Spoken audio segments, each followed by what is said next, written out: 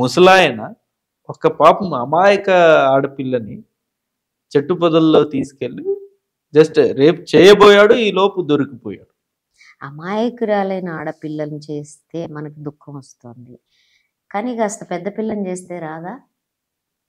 అంటే అట్లీస్ట్ అంటే పెద్దవాళ్ళకంటే వాళ్ళు డిఫెన్స్ చేసేదో లేకపోతే వాళ్ళు ఏదైనా చేయగలరు అండి. ఇది ఒక వాస్తవం.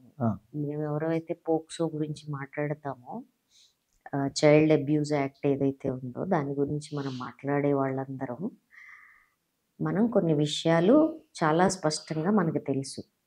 37% పిల్లల మీద జరిగే అత్యాచారాలు రక్త సంబంధీకులు చేస్తారు. 37% రక్త సంబంధీకులు చేస్తారు. దాన్ని తెలుసుకోకుండా కూడా 3 సంవత్సరాల వయసు నుంచి 15 సంవత్సరాల వయసు మధ్యలో పిల్లల మీద జరిగే, పిల్లల మీద అంటున్నా, ఎందుకంటే 18 years బిలో అన్నది మగ పిల్లల మీద కూడా జరుగుతుంది. మీరు గుర్తించట్లేదని మీరు అనుకుంటున్నారు. వల్నరబిలిటీ ఏ ఏజ్లో ఉంటుంది మాకు చాలా స్పష్టంగా తెలుసు, ఫీల్డ్లో పనిచేసేవాళ్ళు. అందుకనే బిలో 18 years ఆడపిల్లలు మగ పిల్లలు కూడా వల్నరబిలిటీ కలిగి ఉంటారు. కాబట్టే మగపిల్లల మీద కూడా ఈక్వల్లీ అత్యాచారాలు జరుగుతాయి. మనం గుర్తిస్తున్నామా? గుర్తించట్లేదు.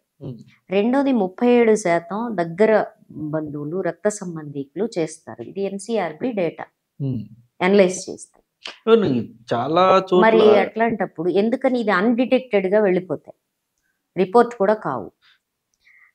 రిపోర్ట్ కాకపోవడానికి ఇంకో కారణం ఏంటంటే భర్త చేస్తున్నాడు, ఒకళ్ళు కాదు, 2 ఆడపిల్లలు ఏమే చేస్తున్నాడు, ఈ 3వ పిల్లమే చేయడానికి సిద్ధంగా ఉన్నాడు.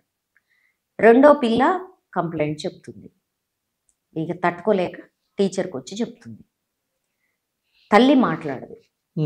మన తల్లే కదా అనుకుంటాం, మాట్లాడదు. ఎందుకు మాట్లాడదు? ఎందుకంటే భర్త మీద ఆధారపడి ఉండాలి. రెండోది, భర్త నువ్వు చెప్తే చంపేస్తాను, నువ్వు సుఖం ఇవ్వకపోవడం వల్ల కదా నేను ఇచ్చేస్తున్నాను అని అన్ని రకాలుగా, అంటే మానసికంగా అన్ని రకాలుగా ఆమెని అణిచి ఉంచుతాడు. నేను దాన్ని కూడా జస్టిఫై చేయట్లేదు. ఆ తల్లి నిజంగా తల్లి అయితే రిపోర్ట్ చేసి ఉండాలి. మాట్లాడదు. అప్పుడు ఎందుకు మాట్లాడదు? ఆమెను అడిగితే ఆమె ఏమంటుంది అంటే, నేను ఒకళ్ళని అడిగాను, మా ఆయనకి ఉరిపడుతుంది అన్నారు, అందుకని చెప్పి